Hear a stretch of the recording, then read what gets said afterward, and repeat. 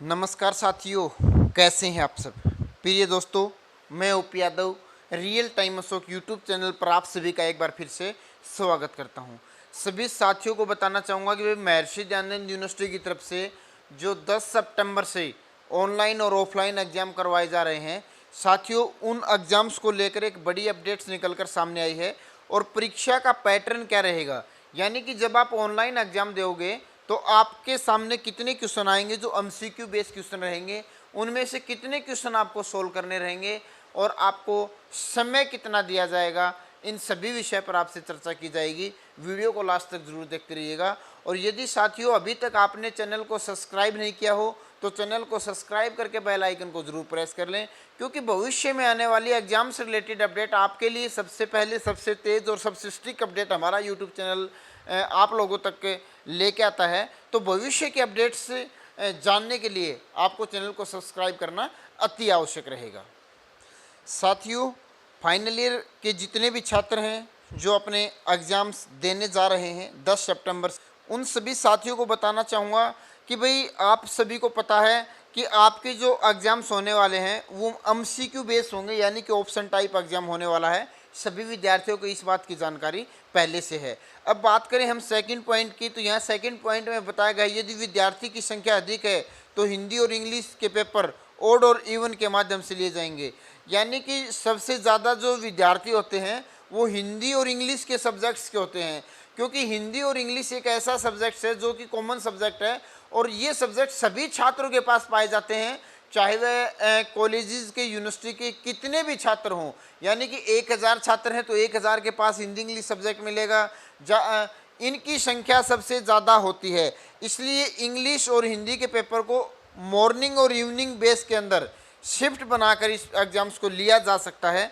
3 number point में इन्होंने रखा है कि भाई यदि किसी विषय के पेपर 2 या 3 होते हैं तो अब वह पेपर एक ही रहेगा और इसके सेक्शन बना दिए जाएंगे। एक सेक्शन में 50% रहेंगे जिसमें से 40 का उत्तर देना होगा। उदाहरण के लिए फिजिक्स के 2 पेपर हैं, 2 सेक्शन बनाए जाएंगे, प्रत्येक सेक्शन में 50% होंगे। इस प्रकार कुल प्रश्न 100 होंगे जिनमें से प्रत्येक सेक्शन के 40 क्वेश्चन करने हैं, अर्थात 80 क्वेश्चन सोल्व करने होंगे। परीक्षा की अवधि 90 मिनट रहेगी। यानी कि साथियों आपको बताना चाहूँगा कि भाई जो आप परीक्षा देने जा रहे हो उसमें देखो नॉर्मल जो एग्ज़ाम्स होंगे, यानी कि हिंदी का है, इंग्लिश का है, जो सब्जेक्ट्स मात्र जिसमें एक ही एग्ज़ाम होता है उसके जो क्वेश्चन की संख्या 50 रहेगी और आपका सोल्व करना है 40 क्वेश्चंस को, यानी कि आपको मात्र 40 क्वेश्चन सोल्व करने होंगे और जो भी 40 क्वेश्चन आपको आते हैं उनको आप सोल्व करोगे। बाकी के जो 10 क्वेश्चन हैं उनको आप छोड़ सकते हो। ये आपके लिए एक अच्छी चीज़ इस एमसीक्यू में दी गई है, ताकि बहुत से बच्चे ऐसे मिलेंगे जिनसे सभी क्वेश्चन सोल्व होते नहीं मिलेंगे, तो उनको 10 क्वेश्चन छोड़ देने हैं। अब बात करते हैं कि भाई जिस सब्जेक्ट्स में एक से ज़्यादा एग्जाम्स होते हैं, जैसे कि बात की जाए फिजिक्स की 2 से 3 एग्जाम होते हैं, केमिस्ट्री में 3 एग्जाम होते हैं, मैथमेटिक्स में 3 एग्जाम होते हैं, तो ऐसा नहीं है कि उन तीनों एग्जाम्स को मिलाकर आपका 50 नंबर का एक एग्जाम लिया जाएगा।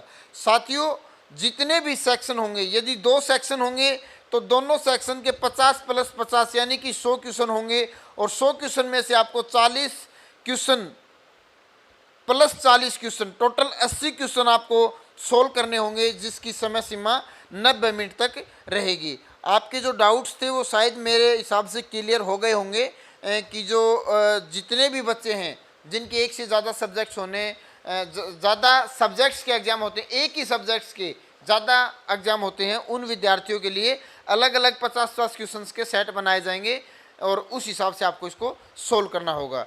पॉइंट नंबर 4 की बात करें, इसी प्रकार यदि गणित, केमिस्ट्री इत्यादि के 3 पेपर होते हैं तो 3 सेक्शन बनाए जाएंगे, प्रत्येक सेक्शन में 50% होंगे जिनमें से 40 करने हैं।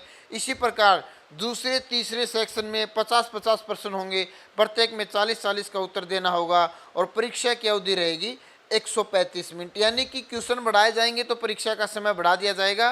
पॉइंट नंबर 5 की यदि बात करें, परीक्षा में रिवॉल्यूशन नहीं करा सकेंगे, यानी कि जो आपका रिजल्ट अनाउंस किया जाएगा वो फाइनल रिजल्ट माना जाएगा। आप दोबारा से अपनी आंसर शीट को चेक नहीं करवा सकते हो। ऐसा प्रावधान नहीं रखा जाएगा, क्योंकि ये एमसीक्यू बेस एग्जाम्स है।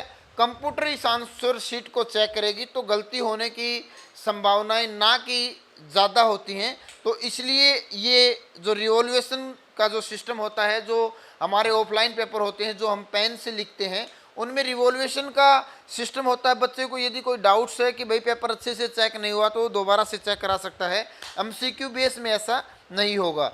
6 नंबर पॉइंट की बात करें तो यहाँ बताया गया परीक्षा में किसी भी प्रकार की नेगेटिव मार्किंग नहीं है। चाहे आप परीक्षा ऑनलाइन दें ऑफलाइन दें, नेगेटिव मार्किंग बिल्कुल नहीं रहेगी।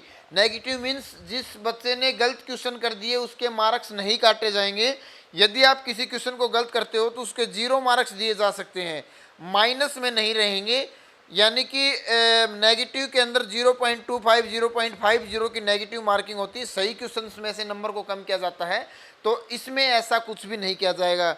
और पॉइंट नंबर यदि 7 की हम यहाँ बात करें तो क्वेश्चन पेपर और आंसर शीट यूनिवर्सिटी वेबसाइट से डाउनलोड किए जाएंगे। यूनिवर्सिटी की तरफ से एक लिंक एक्टिवेट किया जाएगा, उस लिंक पर आप क्लिक करके अपनी जो पेपर है आंसर शीट है उसको डाउनलोड कर पाओगे और आपको वही पेपर सोल्व करना होगा। मेल आईडी जो आपने मेंशन की है सर्वे के अंदर डाली है, उस मेल आईडी पर ऑनलाइन वाले बच्चों के पास लिंक आ सकता है। उस लिंक के माध्यम से भी आप अपने एग्जाम्स को सोल्व कर सकते हो। और साथियों, ऑनलाइन को लेकर काफ़ी सारी अपडेट्स मैंने आपके साथ शेयर की थी। भाई जो बच्चे ऑनलाइन एग्ज़ाम देना चाहते हैं उनको कैमरे के सामने बैठना होगा, आईडी प्रूफ अपना दिखाना होगा, इनवैलिड एक्टिविटी नहीं करनी है, अन्यथा आपका एग्ज़ाम कैंसिल कर दिया जाएगा। और जो भी आप जहां बैठकर एग्ज़ाम दोगे, जैसे ही एग्ज़ाम स्टार्ट होगा ऑटोमेटिक आपके कैमरे का जो आपके फ़ोन का जो कैमरा है वो है ऑन हो जाएगा और आप जो बैठकर एग्जाम दोगे तो आपकी स्क्रीन रिकॉर्डर और सामने से फेस को सबको रिकॉर्ड किया जाएगा सिस्टम के अंदर यूनिवर्सिटी की तरफ से। तो इस प्रकार जो नकल्स की संभावनाएं हैं उन पर यूनिवर्सिटी रोक लगाने की पूरी कोशिश कर रही है। साथियों, फिलहाल की इस अपडेट में यही बात आपके साथ शेयर करनी थी। कहीं हद तक आपके जो डाउट्स थे एग्जाम्स के पैटर्न को लेकर वो क्लियर हो गए होंगे। यदि फिर भी आपके कोई डाउट्स रहते हैं तो आप कमेंट बॉक्स में कमेंट डाल दीजिएगा, मैं ज़रूर आपके कमेंट्स की स्टडी करूंगा और फिर आपके कमेंट्स को लेकर एक नई वीडियो बनाऊंगा जिसमें आपके कमेंट्स के जवाब दिए जाएंगे। फिलहाल के इस वीडियो में यही अपडेट आप लोगों के साथ शेयर करनी थी। भविष्य के अपडेट्स के लिए चैनल को सब्सक्राइब करके बेल आइकन को प्रेस कर ले। धन्यवाद साथियों।